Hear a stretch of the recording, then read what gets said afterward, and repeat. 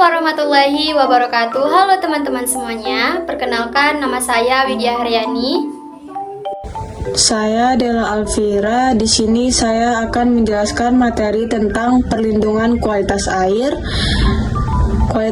kemasan dan isi ulang, dan terakhir ada memilih air kemasan.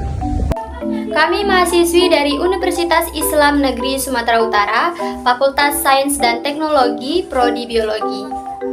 Adapun tujuan kami membuat video ini adalah untuk memenuhi tugas akhir mata kuliah Mikrobiologi Lingkungan yang diampu oleh Ibu Rizky Amelia Nasution, MSI. Nah teman-teman, secara umum air bersih dapat kita pahami sebagai salah satu sumber daya alam yang berwujud air, yang mana memiliki kualitas yang baik dan bisa kita gunakan dalam kehidupan kita sehari-hari, seperti minum, makan, dan juga sanitasi. Nah, jadi sementara itu WHO sebagai organisasi kesehatan internasional. Nah, jadi WHO ini mengatakan bahwa air bersih merupakan air yang dapat kita manfaatkan untuk memenuhi keperluan domestik. Nah, itu mulai dari untuk konsumsi, yaitu untuk air minum, dan tentunya untuk keperluan persiapan makanan. Selanjutnya yaitu jenis-jenis sumber air. Nah, jadi untuk keperluan air minum, maka sumber air baku yang dapat digunakan untuk kebutuhan air minum dapat terdiri dari yang pertama, mata air, yang kedua, air permukaan. Nah, air permukaan seperti air sungai, air danau, dan juga air waduk. Nah, yang ketiga, air tanah. Nah, air tanah ini dapat berupa sumur gali dan sumur bor. Nah, yang terakhir yaitu air hujan. Nah, jadi teman-teman, dari 4 jenis sumber air yang sudah saya sebutkan tadi, jika kita lihat dari segi kualitas air, maka kualitas mata air ini lebih relatif jernih dibandingkan dengan kualitas sumber air dari air permukaan pada umumnya. Nah, dengan demikian, mata air lebih baik kita gunakan dibandingkan dengan air permukaan. Nah, namun jika kita lihat pada saat ini, kita sangat jarang sekali melihat mata air ya pada saat ini, karena mata air terus-menerus berkurang keberadaannya. Selanjutnya yaitu sumber air tanah, yang mana umumnya ini mempunyai kandungan besi dan mangan yang relatif lebih besar dari sumber air yang lain. Jadi, mulai sekarang pemakaiannya juga harus mulai kita kurangin, atau kalau bisa kita hentikan, karena sudah banyak masalah pada saat ini terjadi penurunan muka tanah di muka bumi ini. Selanjutnya yaitu air hujan. Nah, jadi teman-teman, air hujan saat ini keberadaannya memang tergantung pada musim. Nah, namun perlu kita ketahui bahwa air hujan sebenarnya masih dapat kita gunakan sebagai sumber air baku, yaitu dengan cara membangun tangki penampungan atau waduk dalam skala yang besar. Nah, jadi yang terakhir yaitu air permukaan. Jadi, air permukaan ini juga sebagai salah satu sumber air baku. Nah, pada saat ini masih menjadi pilihan instalasi dari pengelolaan air minum PDAM. Nah, walaupun kita lihat dari segi kualitas air memang merupakan yang terburuk dibandingkan sumber air baku lainnya. Namun, jika kita lihat kembali dari segi kuantitas dan kontinuitas, masih tersedia dalam jumlah yang banyak dibandingkan dengan ketiga sumber air baku yang sudah saya sebutkan tadi. Nah, jadi untuk menghasilkan air permukaan ini menjadi air minum, itu diperlukan instalasi pengelolaan air yang dapat diminum sesuai dengan ketentuan yang sudah berlaku. Nah, jadi sebelumnya kita sudah tahu 4 jenis sumber air yang sudah saya jelaskan tadi. Keempat jenis sumber air tersebut sering dimanfaatkan oleh perusahaan air minum atau PDAM untuk memenuhi kebutuhan air bersih kita sehari-hari. Nah, jadi di sini saya akan menjelaskan bagaimana cara pengolahan air bersih oleh PDAM. Nah, sebelumnya video di samping saya ambil dari video Balai PIBPJK, Dinas Pekerjaan Umum, Perumahan dan Energi Sumber Daya Mineral dari Pemerintah Daerah Istimewa Yogyakarta. Pada tahap pertama, air dialirkan ke bak frasedimentasi. Tahap ini merupakan tahap pemisahan air dengan lumpur. Lumpur mengalami pengendapan dibantu oleh gaya gravitasi. Setelah itu, air melewati tahap koagulasi dan flokulasi. Tahap ini, air diaduk dan dicampurkan dengan zat kimia yang disebut tawas. Tawas berfungsi untuk menggumpalkan kotoran yang masih ada di dalam air. Kemudian, gumpalan kotoran dan air dipisahkan kembali lagi menggunakan gaya gravitasi pada bak sedimentasi. Nah, jadi sehingga aliran air yang berada pada bagian atas tadi itu menjadi lebih bersih. Setelah dibantu oleh gaya gravitasi, kali ini air akan disaring dengan pasir dan kerikil untuk memisahkan mikroorganisme dan kotoran kecil yang tidak terpisah pada tahap sedimentasi. Nah, di sini barulah air akan dialirkan ke reservoir atau tendon air dan siap untuk dialirkan ke rumah kita untuk kita konsumsi sehari-hari. Selanjutnya yaitu kriteria kualitas air. Nah, jadi air minum aman dan layak apabila telah memenuhi yang pertama persyaratan fisik, yang kedua persyaratan mikrobiologis, yang ketiga persyaratan kimiawi, dan yang terakhir persyaratan radioaktif. Berdasarkan standar WHO dari Kementerian Kesehatan Republik Indonesia, air minum yang aman dan layak dikonsumsi harus memenuhi kriteria sebagai berikut. Nah, yang pertama, hindari air minum yang memiliki warna keruh, berbau, dan memiliki rasa aneh. Nah, jadi hal tersebut ini menunjukkan bahwa air minum ini telah terkontaminasi oleh kuman, bakteri, atau bahan kimia yang berbahaya yang dapat menimbulkan penyakit. Yang kedua yaitu tidak berada pada suhu tinggi. Nah, ini contohnya adalah ada beberapa jenis bakteri coliform yang dapat tumbuh dan berkembang saat air minum berada pada suhu 37 derajat Celcius. Nah, sementara itu, jumlah bakteri E. coli dapat meningkat pada air yang bersuhu 44,2 derajat Celcius. Kriteria air minum yang layak konsumsi selanjutnya adalah tidak mengandung mikroorganisme berbahaya bagi kesehatan tubuh kita. Nah, seperti bakteri E. coli dan Salmonella yang dapat menyebabkan diare. Selanjutnya, selain mikroorganisme, air minum juga tidak boleh mengandung bahan kimia yang berbahaya bagi tubuh, seperti arsenik, amonia, benzena, timbal, dan juga merkuri. Konsumsi air minum dengan kandungan bahan kimia berbahaya dapat meningkatkan resiko terjadinya kanker, kerusakan ginjal, gangguan pada sistem reproduksi, serta gangguan perkembangan mental dan fisik kita. Yang terakhir yaitu harus memiliki pH antara 6,5 hingga 8,5. Nah, jadi perlu kita ketahui bahwa air dengan pH yang terlalu rendah biasanya itu terlalu mudah tercemar polutan berbahaya bagi kesehatan tubuh. Nah, sementara itu, air dengan pH 8 atau 9 biasanya itu tidak memberikan dampak yang buruk untuk kesehatan. Nah, namun perlu kita ketahui juga bahwa mengkonsumsi air dengan pH yang terlalu tinggi itu akan dapat meningkatkan resiko alkalosis. Nah, jadi kondisi ini biasanya itu disertai dengan gejala mual, muntah, dan juga diare. Selanjutnya, bakteri yang ada dalam air minum. Yang pertama itu ada Cryptosporidium. Cryptosporidium ini adalah genus protozoa yang dapat menyebabkan penyakit pencernaan seperti diare pada manusia.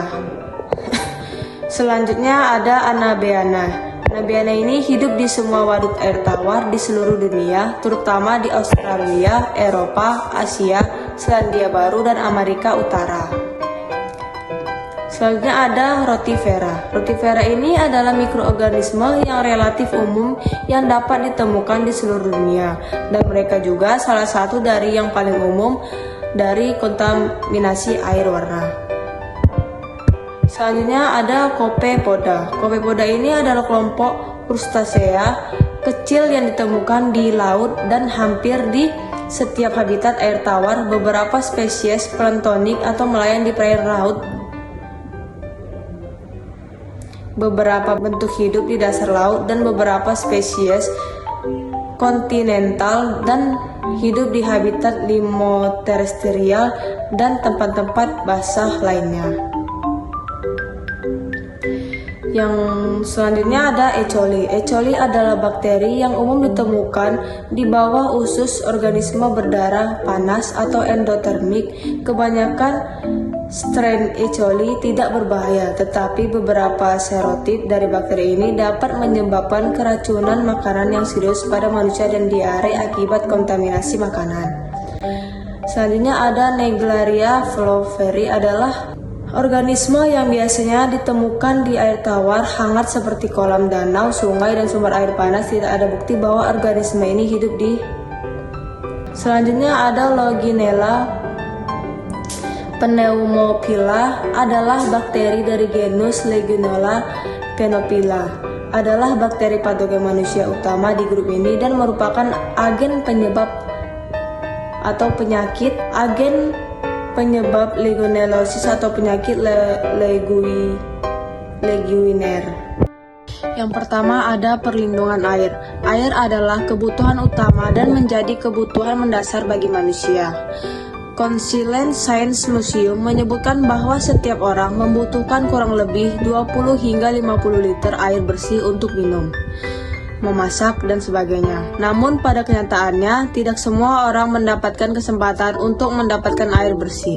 Sekitar 1,8 juta orang meninggal setiap tahun karena penyakit diare dan kolera akibat penggunaan air yang tidak layak dipakai. Badan Kesehatan Dunia atau WHO menuliskan dalam lamannya bahwa terdapat 2 miliar penduduk di seluruh dunia yang masih menggunakan sumber air minum yang terkontaminasi oleh tinja. Inilah yang menyebabkan masih banyak ditemukan penyakit bersumber pada tidak layak pakainya air yang digunakan sehari-hari, sehingga menjaga kebersihan air adalah hal penting bagi kelangsungan hidup. Perlindungan kualitas air ini sangat penting dalam menjaga kesehatan manusia, menjaga ekosistem air, dan memastikan sumber daya air yang berkelanjutan. Dalam menghadapi masalah seperti ini, perubahan iklim dan perubahan populasi, upaya perlindungan kualitas air menjadi semakin kritis. Oleh karena itu, pemerintah memberikan tips kepada kita agar bisa untuk melindungi dan menjaga kualitas air. Pertama itu, pisahkan jarak antara sumber air dengan jamban dan tempat pembuangan sampah minimal 10 meter. Sumber mata air harus dilindungi dari bahan pencemar. Sumur gali, sumur pompa, keran umum, dan mata air harus dijaga. Bangunannya agar tidak rusak. Lantai sumur sebaiknya kendap air atau diplester dan tidak retak. Bibir sumur dan dinding sumur harus diplaster dan sumur ditutup. Selanjutnya itu dengan ember penampung air, dilengkapi dengan penutup dan gayung bertangkai serta dijaga kebersihannya. Air harus dijaga kebersihannya dengan tidak ada genangan air di sekitar sumber air dan dilengkapi dengan saluran pembuangan air dan tidak ada kotoran, tidak ada lumut dan pada lantai atau dinding sumur. Selanjutnya ada kualitas air kemasan dan air isi ulang. Air isi ulang atau yang sering kita sebut air galon adalah air yang berasal dari sumber mata air alami yang telah melalui proses destilasi, filtrasi, atau purifikasi agar memenuhi standar kesehatan dan layak minum. Tetapi apakah setelah melalui proses itu air galon aman dan sehat untuk diminum setiap hari? Jadi sebenarnya ada beberapa hal yang perlu diperhatikan sebelum memutuskan berlangganan air galon atau air isi ulang tertentu, yaitu apakah air merek itu sudah memiliki izin BPOM dan memenuhi standar nasional Indonesia atau belum. Karena air yang tidak memiliki lisensi itu dikhawatirkan masih mengandung patogen yang bisa menyebabkan penyakit. Selain itu, kita juga harus memperhatikan distribusi air kemasan seperti sudah berapa lama disimpan di dalam gudang atau toko tempat kita membelinya dan bagaimana perlakuan pada penyimpanannya. Air galon kan disimpan dalam bahan plastik dan tidak ada masa kadaluarsanya. Jadi kemungkinan ada risiko kontaminasi bakteri atau zat kimia lain saat didistribusikan. Walaupun kesan yang ditampilkan di iklan air minum dalam kemasan itu aman, bersih, higienis, dan segar, kita harus tetap berhati-hati. Selanjutnya itu kita bisa lihat uji kualitas air kemasan dan isi ulang. Banyaknya produk air minum dalam kemasan atau AMDK yang diproduksi dan beredar di pasaran dan manfaat serta dampak kualitas air minum bagi konsumen, sehingga pemerintah mengharuskan produsen untuk melakukan uji kualitas AMDK sebelum didistribusikan dan dikonsumsi oleh masyarakat. Uji kualitas AMDK ini dilakukan pada berbagai parameter, yaitu bau, rasa, dan warna. Uji pH, kekeruhan, zat yang terlarut, zat organik, total organik karbon atau nitrat, nitrit, amonium, sulfat, fluorida, sianida, besi, mangan, klor bebas, kronium, barium, selenium, perak, boron, bromat, kadar karbon dioksida atau CO2, kadar oksigen CO2 terlarut, cemara logam, dan cemara mikroba yang mengacu pada Standar Nasional Indonesia atau SNI nomor 355 tahun 2015 dan baku mutu air minum mengacu pada Peraturan Menteri Kesehatan Republik Indonesia nomor 2 tahun 2023. Selanjutnya ada tips memilih air kemasan dengan baik. Yang pertama itu perhatikan informasi terkait sumber airnya. Ada beberapa jenis air minum kemasan mulai dari gelas, botol hingga galon, namun yang paling banyak dikonsumsi adalah air mineral botolan. Air mineral yang berkualitas baik berasal dari sumber air bawah tanah atau mata air pegunungan yang mengandung mineral alami. Seperti namanya, air mineral mengandung beragam mineral yang bermanfaat bagi kesehatan tubuh seperti kalsium, kalium, natrium, fluorid, dan magnesium. Yang kedua ada cek apakah sesuai dengan standar yang ditentukan pemerintah. Pasti produk air minum kemasan yang kita pilih memiliki logo SNI. Produk dengan logo tersebut berarti telah memenuhi standar keamanan dan kebersihan yang telah ditentukan oleh Badan Standar Nasional Indonesia atau Badan Standarisasi Nasional. Tak hanya itu, produk air minum kemasan juga harus mendapat izin edar dari Badan Pengawas Obat dan Makanan atau BPOM.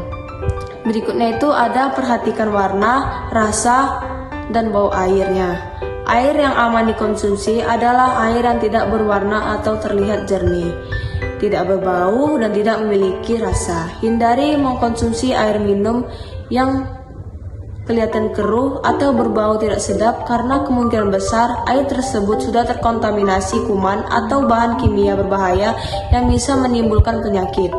Selanjutnya ada cek masa kadaluarsa. Tidak seperti air minum yang dimasak, air mineral kemasan memiliki masa kadaluarsanya. Sebelum membelinya, cek terlebih dahulu masa tanggal kadaluarsa yang tertera pada kemasan. Air yang sudah terlalu lama dalam kemasan mungkin saja sudah menurun kualitasnya dan tidak layak untuk dikonsumsi. Oleh karena itu, hindari membeli air minum kemasan yang sudah mendekati atau melewati tanggal kadaluarsanya. Sekian presentasi dari kelompok kami tentang kualitas air.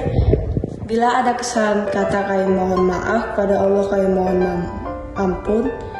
Wassalamualaikum warahmatullahi wabarakatuh.